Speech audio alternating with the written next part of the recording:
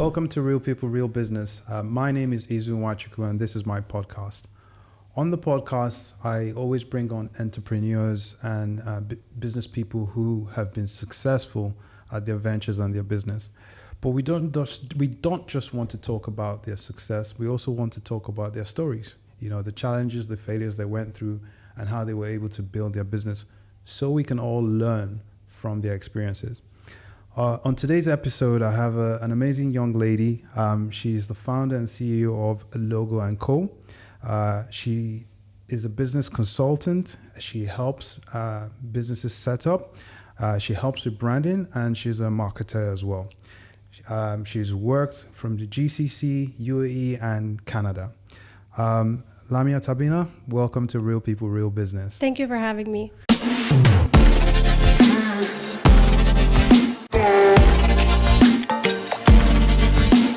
Fantastic. It's a pleasure to have you on board. I want to go into your story. You're an Emirati lady, but you started your career in Canada. Yes. Tell me about that. Why did you start out in Canada? Did you grow up there and that's how it kicked off? Yes, so I did grow up there. I went to most of my schooling there. And we started going to school and at the same time working at the same time. So I started working when I was 16 years old, just because I wanted to get into the working, start making money. So going to school and working at the same time. Okay, fantastic. And why so young? Why starting so young? Some people don't start their career or jobs till they're about 21, 22. So why start at 16? You're schooling and you're working as well. I always had really high ambitions since I was younger, and I grew up as an only child, so I was kind of spoiled. But as I started getting older, my parents started spoiling me less, but I still wanted to have the best clothes. I wanted to have a car at 16. I wanted to have the finer things. So I knew I had to work hard for it to achieve it. Okay, so at an early age, you knew, I have to rely on myself if I want to move into a space of being able to own these things. Yeah. Okay, fantastic. And so what was your career like in Canada? You started out in Canada, so what was that like? Yeah, so I started off in clothing businesses, just selling clothes to people, communicating with a lot of people. I started clothing and then always moved up with the clothing lines. So we started off as normal clothing and then higher end and then designer, and then we started going into like commission. Okay. So when I started getting the commission in sales, that's when I was like, oh my God, I love this job. I love making the commission. And that's what gave me the ambition to just keep working and making more. Yeah. Okay. And, we spoke earlier on where we were talking, you talked about how you started in the clothing industry, like you mentioned, but you actually sort of moved into your own side gig or your own side business by reselling high-end clothes that you already had. Yes. Yeah. So first I started in clothing and then I went to furniture business because the commission was a bit higher. But I was going into university at this point, and I sat down one day and I'm like, I need to make more money so I could pay off my school fees, because in Canada it's very expensive. So I sat down, like, what can I do? I knew I was moving to the UAE and that I had to get rid of some of my stuff. So all the clothing I bought during that fashion era, I started selling it online. I started my first entrepreneurship with a little business called Closet Freak in my basement. And I got my friends together and we did a photo shoot in a flower farm. I just used the resources I had to just learn and start making a little bit extra bucks to go into university.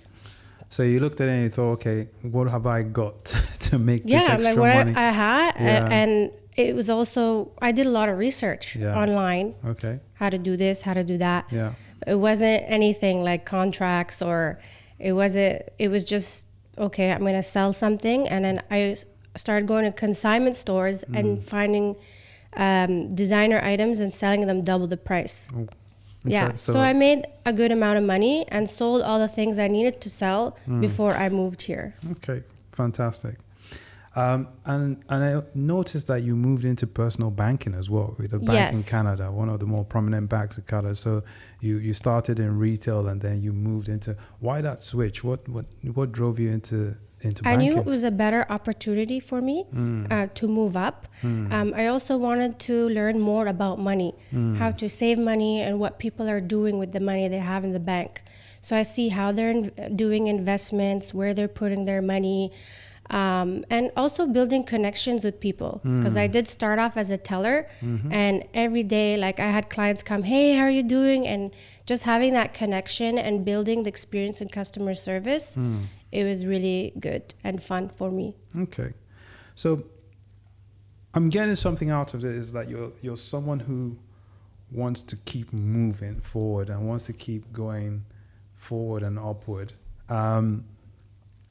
What's the drive behind that? You know, what's pushing you to say, okay, I started in retail, I'm going to use what I have, make the money, then I'm going to go into banking, understand how to utilize money, how people invest money, and then move forward. What's driving that? Well, I knew that I had to go to university, and that was going to be a big expense for me. We're always told that we have to go to university and get a degree to be someone successful in life. So that was my goal at that point. So I just wanted to move up and start making money and paying my own, because a lot of people, they do have a lot of debt after university as well. And I was trying to refrain from that. I didn't want that student loan debt. Over there, they're paying their whole lives. They work after school and pay their whole lives, the student loans. So I didn't want to get there. I wanted to work, make some money, pay it off, and move on in life and start building a career and saving that money. Yeah. So, and you know, your story is quite similar to mine. So, you know, it was the same situation. I started out in retail. I was working, I think, pretty much 4 days a week and going to university 2 days a week, and just so I could pay off my courses. And I can tell you, it's not cheap when you're studying in Europe or North America as a foreign student. It is a tidy sum of money. So, and I felt then that I was always working 7 days a week. So no, I can totally understand where you're coming from, and you know, that drive to push you towards making sure that you're successful with your degree. I think for me, it was the one thing I had to get this degree because I knew I'd have established something at that age. But so you eventually moved back to the UAE. What drew you back to the UAE, and when you came back to the UAE, what was that like for you? So in 2015, I got married, and my husband was working far, so I was staying home, and I wasn't used to just staying home and doing nothing. I've always been so busy going to school, working, you know, having a social life. I'm like, I can't sit here and not make money. It was driving me crazy. So I was applying for jobs online, and at this point, I'm like, I finished my degree, I'm gonna get a career now. But the people who were coming back to me, they were like, okay, this is how much we're gonna pay you. And I was like, I'm not settling for that. I worked 12 years of my life, and I have so much experience. I'm not gonna go down, you know? So I'm like, no. I was declining job offers, and and I was pregnant at the time. So I knew that maybe going to work in an office or something, it wasn't for me. Right. Okay. Yeah. So that's when my second entrepreneurial journey started. Yeah. And I just started sketching, and I started a business called Element Collection, which was my first clothing line. Yeah. And I started selling on Instagram and social media. I had a local tailor working with me. Yeah. Yeah, so that was the second journey, and just trying to get a career from that as well.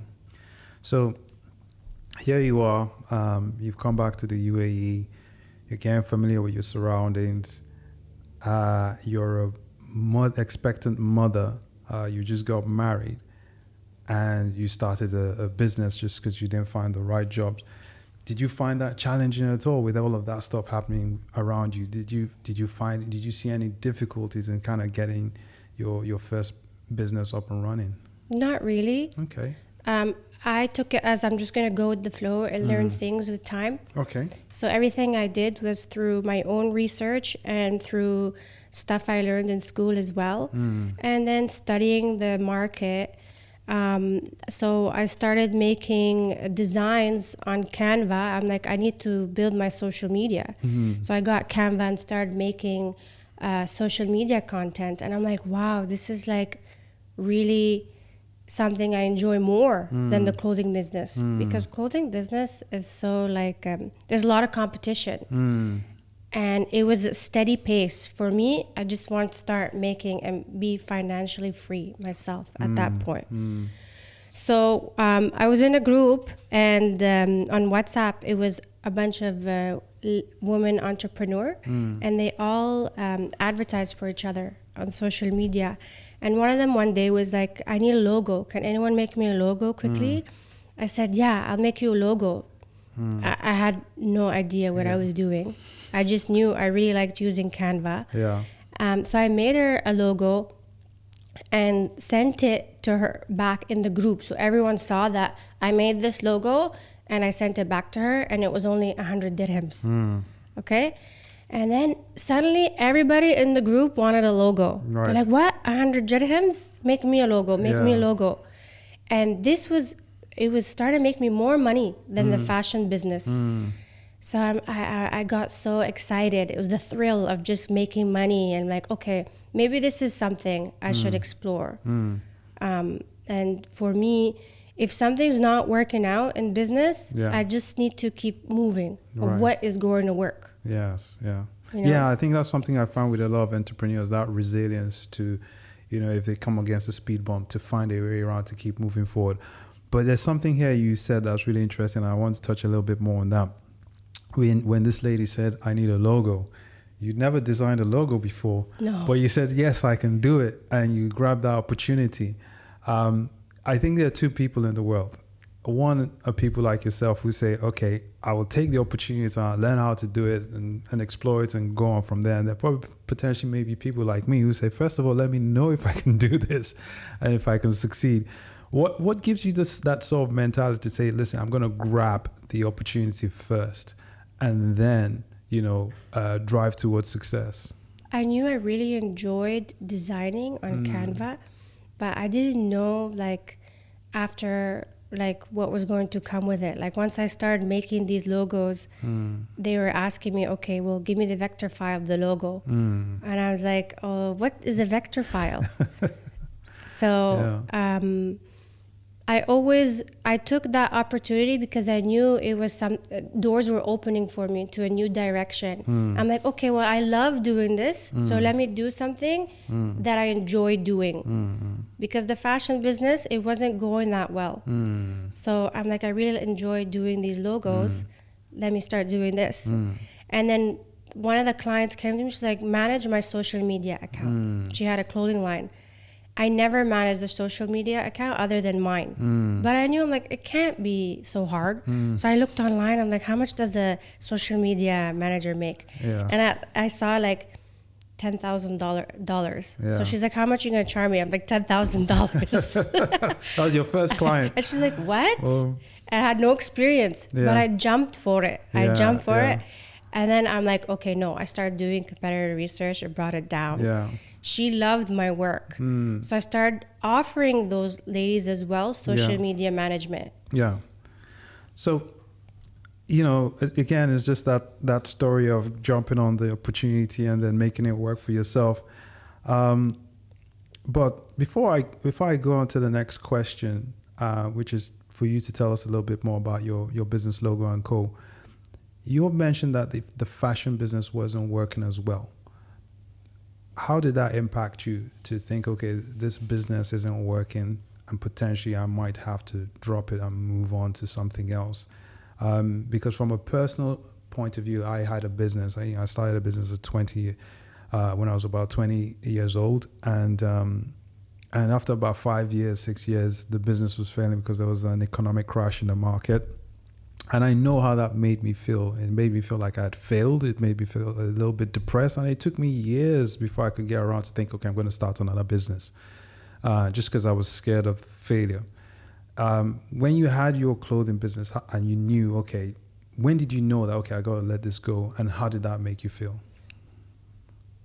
I was really excited to start, but as I was working on it and doing it, I figured out it was a lot of work, you know? I still had to go buy the fabrics and design the stuff, and it was taking a lot of time. So to reach my destination at the long run, which is making some money, it took a lot of time and effort from me. And I still had to be a mom and be there for my kid, my baby at that point. So that's when I was like, it's taking so long to make that money. So I wasn't that attached to it at that point. Okay. Yeah. Okay. So it was kind of easy, like, this is not just achieving the goals. Yeah. I've got to pivot to something I knew if I else. kept going at that rate, I wasn't going to get to my ultimate goal. Okay. It was going to take a longer than what I wanted it to. And that never discouraged you from starting on another venture or business? No, I was excited to start something that I fell in love with. Okay, cool. So, I know you talked about, being in this WhatsApp group of women, business women that actually help you start up Logo & Co. So I'd like you just to tell us a little bit more about Logo & Co. and how that's helping other businesses.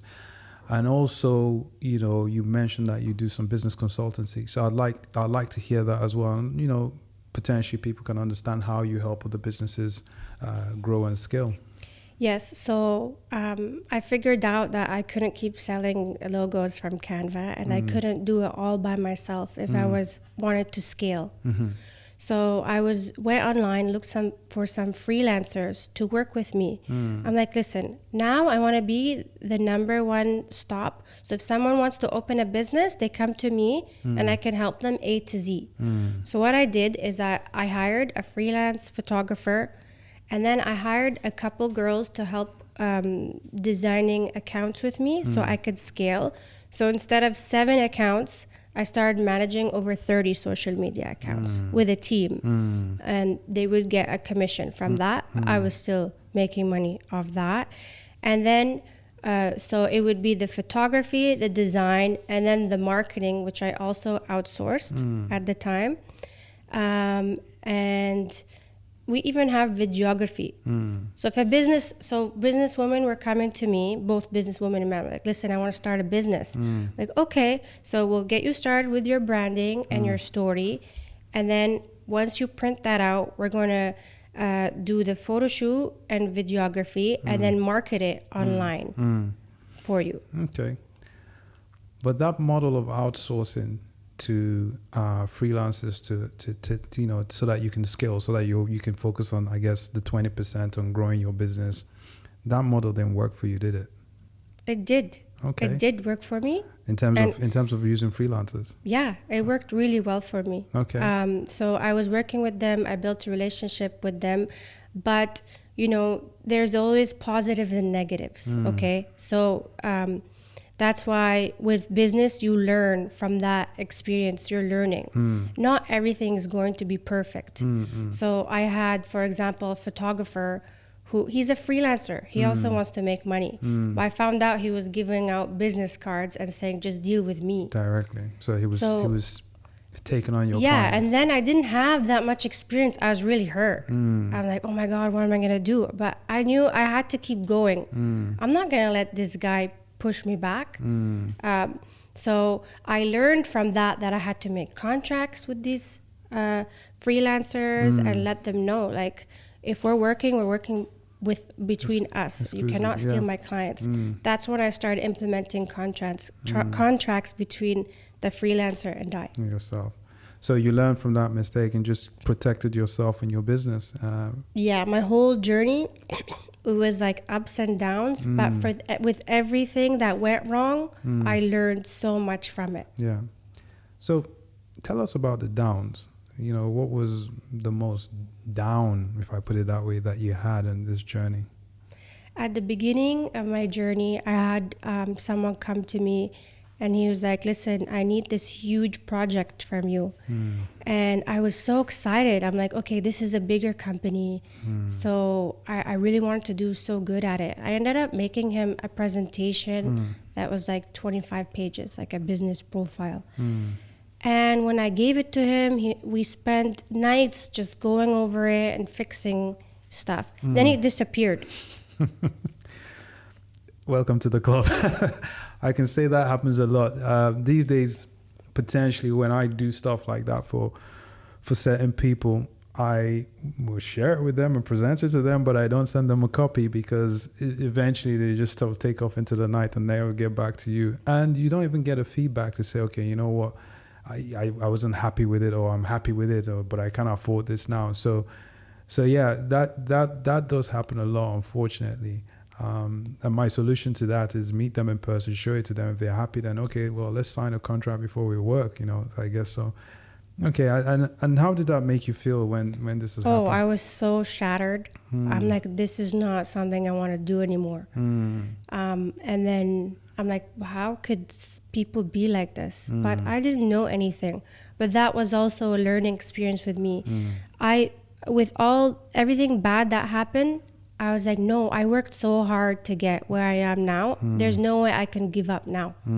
So again, contracts are really important. Absolutely. So now I ask for a 50% deposit before starting any work. At least you get that, and you have a contract as well. Yeah. And not just you give the work to someone and then they disappear. Yeah. So you do, with everything bad that happened, like I said, you learn from it. Oh, fantastic. No, I totally understand you. I have experienced a lot of this myself in business. Okay, so, you're a marketer. You do marketing and business consultancy for the business. How important is marketing for your business to get your brand and your name out there? Okay, so if a client comes to me and he's like, listen, my budget's really low. I want to make branding for 500 dirhams, and then there's no marketing afterward. I know right away, I'm like, do I really want to work with this person? Because their business is not going to excel, really. Okay, you have your branding done, and then your social media platforms, and then what? How is your business going to scale and get the exposure that it deserves? Yeah. If there's no marketing, then you're not going to get anywhere.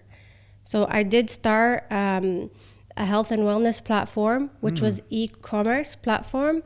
And we had over 250 suppliers. It was kind of like the health and wellness of Amazon, okay? But it was e-commerce. What's it called?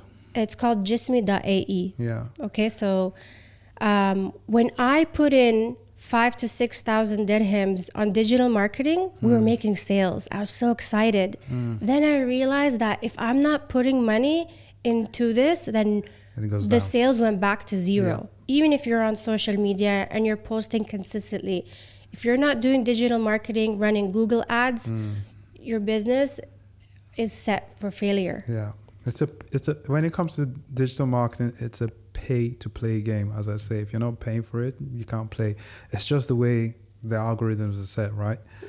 Okay, fantastic. And and that's something that I come across, just similar to what you're saying. I come across a lot of small businesses that want to start, and some of them won't have a business plan, and by default, most of them won't have a marketing plan in terms, and they tend to see marketing as a cost rather than an investment in the business. So sometimes, I always sometimes have to start on an education with that person to say, well, you need to have marketing budget marked out at least for 6 months. In order to give your business a chance to be even seen by the public. Okay, so we're coming towards the end of the episode. And in this section, I call it Share Your Wisdom. And I have 3 questions for you. And the first question is, what's the most surprising fact that you learned about yourself throughout your entrepreneurial journey? The most surprising fact is, even though I had so many falls that pushed me down, it made me realize like I'm stronger. I'm stronger than that, and I want to be stronger, and I have a goal and a vision in life that I want to get to. I'm not going to let any of these downfalls get in my way.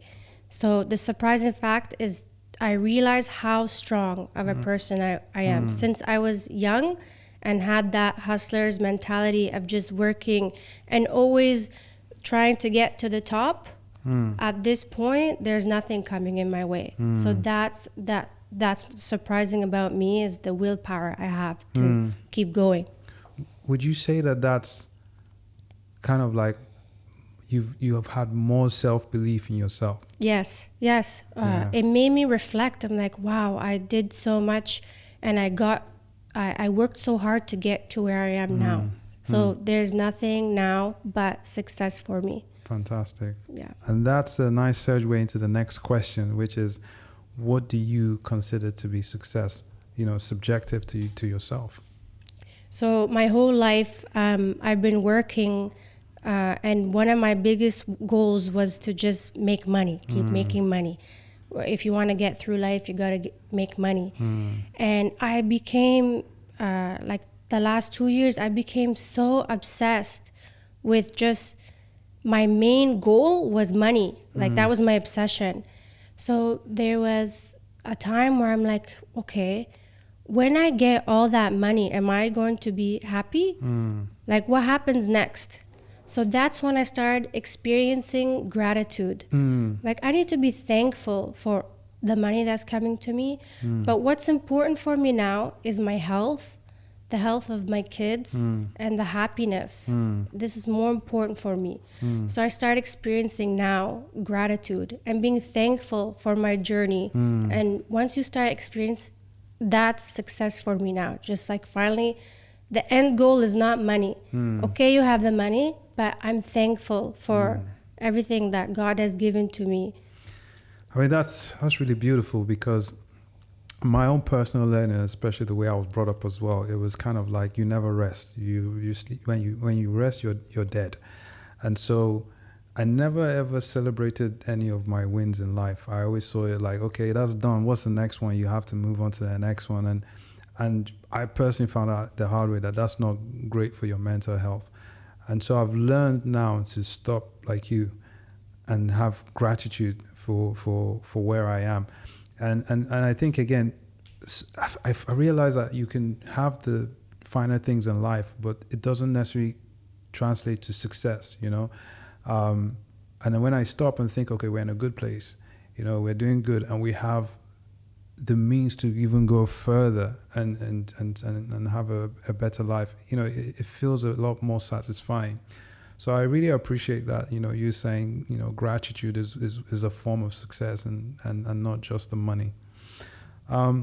So the final question is essentially, what advice would you give to others who are in a similar position as yourself? Maybe people who want to start off their entrepreneurial journey, in the middle of their entrepreneurial journey, but finding it difficult, like, you've been through.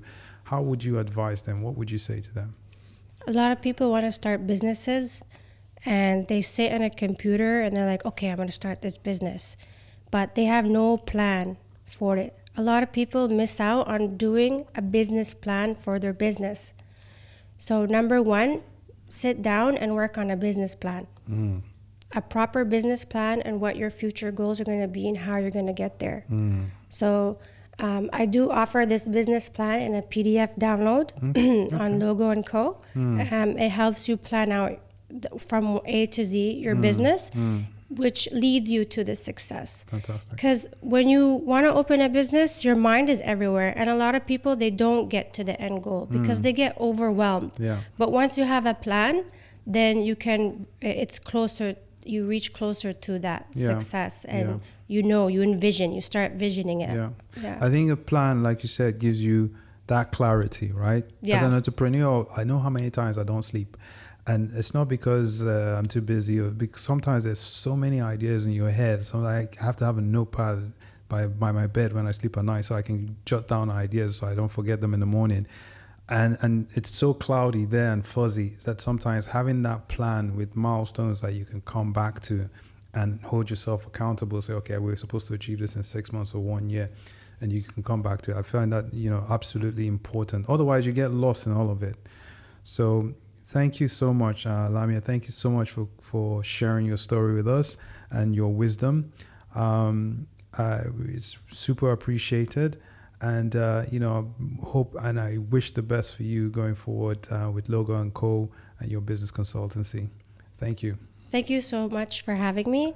And if someone does want to open a business, I am offering one-on-one consultation services. Okay. And we give you the help to succeed. Okay. Yeah. We'll put your business's handle in the comments, so if someone wants to reach out to you and get some consultation, and hopefully for our community you can do something cost-wise that's reasonable for them. Thank you so much, and thank you for this episode, guys, and I hope that we've all learned something from Lamia's story. Until the next episode, enjoy your day.